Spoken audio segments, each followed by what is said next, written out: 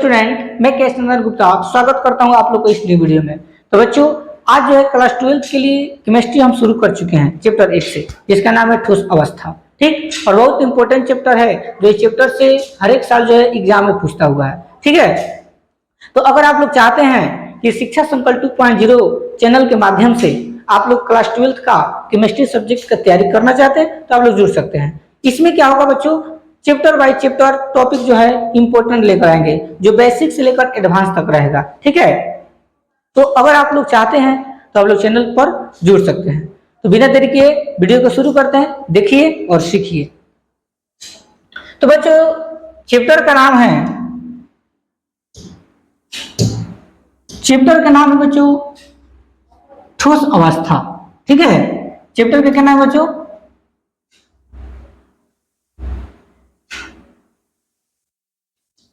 Chapter का नाम है ठोस अवस्था। ठीक, और ठोस अवस्था में बच्चों जितने भी मेन इंपॉर्टेंट जो क्वेश्चन होगा उसी को आप लोगों के बीच लाना है और उसी को आपको बताएंगे। इसमें बच्चों हम लोग पढ़ेंगे पदार्थ की अवस्था के बारे में, कि आखिर जो है पदार्थ की कितनी अवस्था होती है, कौन कौन होती है, इसके बारे में हम लोग जानेंगे। तो बच्चों, जो पदार्थ की अवस्था होती है वह 3 प्रकार की होती है, याद रखना। अगर आपसे कोई पूछे कि पदार्थ यानी कितने प्रकार के होते हैं, तो बच्चों 3 प्रकार के होते हैं। ठीक, कौन कौन, देखिए, ठोस पदार्थ, द्रव पदार्थ, गैस पदार्थ। ठीक है बच्चों, पदार्थ की कितनी अवस्था होती है, 3 अवस्था होती है, ठोस पदार्थ, द्रव पदार्थ, गैस पदार्थ।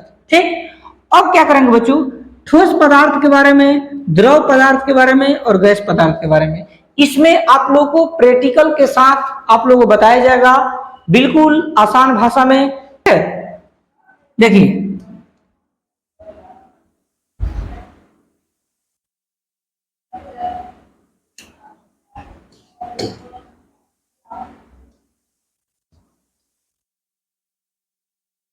तो यहां पर बच्चों प्रश्न है ठोस पदार्थ क्या है। ठीक, ठोस पदार्थ क्या है इसके बारे में आपको बताना है।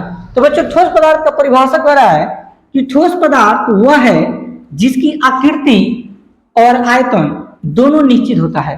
ठीक है बच्चों, ठोस पदार्थ वह है जिसकी आकृति और आयतन दोनों क्या होता है, निश्चित होता है, उसे ठोस पदार्थ कहते हैं। ठीक है बच्चों, यानी ठोस पदार्थ वह है जिसकी आकृति और आयतन दोनों क्या होता है बच्चों, निश्चित होता है, उसी को हम लोग ठोस पदार्थ कहते हैं। जैसे में कलम, ईंट, पत्थर इत्यादि। यह आपका जो होगा कलम, ईंट, पत्थर आपका क्या हो जाएगा बच्चों, ठोस पदार्थ हो जाएगा। कुछ आप लोगों को प्रैक्टिकल के साथ हम बताने की कोशिश करते हैं। मान लीजिए यह कुछ आपका परमाणु है, कुछ तरीके से समझिएगा बच्चों। तो ध्यान से देखिएगा बच्चों, तो परमाणु का जो आकार है इस टाइप से सब है। ठीक, तो परमाणु का आकार और आयतन दोनों क्या होता है बच्चों, निश्चित होता है। ठीक, और निश्चित होने के कारण है कि बच्चों इसके अंदर जो है आपका रिक्त स्थान नहीं होता है।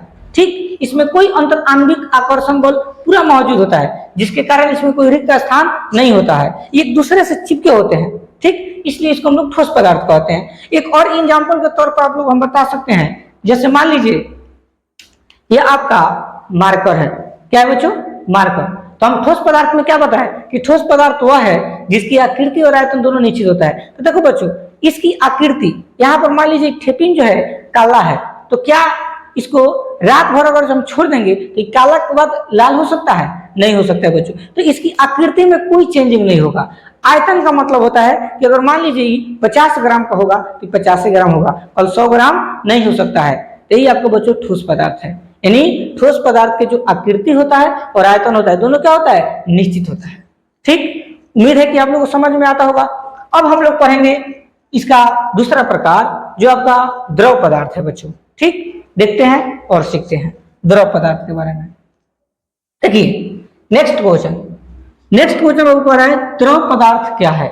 द्रव पदार्थ क्या है, द्रव पदार्थ में कह रहा है कि द्रव पदार्थ वह है जिसकी आकृति अनिश्चित। ठीक है बच्चों, जिसकी आकृति क्या होता है, अनिश्चित, और आयतन निश्चित होता है, उसे द्रव पदार्थ कहते हैं। जो द्रव पदार्थ होता है उसकी आकृति अनिश्चित होता है लेकिन आयतन क्या होता है, निश्चित होता है, उसी को हम लोग द्रव पदार्थ कहते हैं। जैसे जल, दूध, पेट्रोल इत्यादि। बच्चों इसको हम लोग प्रैक्टिकल के माध्यम से आप लोग को समझाने की हम कोशिश कर रहे हैं, ध्यान समझिएगा। जैसे बच्चों यहाँ पर आप लोग को एक गिलास लिए शीशा का, और इस गिलास में बच्चों पानी है। क्या है बच्चों? पानी। तो बच्चों ध्यान से समझना, तो जो पानी का अंदर है, जो ग्लास है शीशा का, उसके अंदर क्या है? पानी है, वो आपका आयतन है, ठीक। और जो बाहर का एरिया आपको दिखाई दे रहा है बच्चों, ये आकृति है, ठीक। तो अगर हम इस गिलास का पानी को और हम इस गिलास में डालते हैं, ध्यान समझिएगा, इस गिलास में हम पानी को डाल दिए, तो देखो इसका पानी का जो आयतन था उसमें कोई चेंजिंग नहीं होगा, उतना ही इसमें पानी होगा। अगर इस गिलास में 100 ग्राम पानी था तो इस गिलास में भी कितना होगा? पानी 100 ग्राम। लेकिन इसमें बच्चों आयतन में आकृति में चेंजिंग होगा। कैसे? क्योंकि इसमें जो बच्चों था पूरा फुल गिलास पानी था, लेकिन इसमें कितना हुआ? आधा गिलास पानी है, तो इसकी आकृति में क्या हुआ? चेंज हुआ। तो ये बच्चों होता है द्रव पदार्थ। इन द्रव पदार्थ वह है जिसकी आकृति अनिश्चित लेकिन आयतन क्या होता है? निश्चित होता है, उसी को हम लोग क्या बोलते हैं बच्चों? द्रव पदार्थ कहते हैं। जैसे में आप लोग को बताया गया है, जैसे में जल, दूध, पेट्रोल इत्यादि, ठीक। उम्मीद है कि आप लोग को अच्छा समझ में आया होगा। अब हम लोग चलते हैं नेक्स्ट क्वेश्चन की तरफ, गैस पदार्थ। देखिए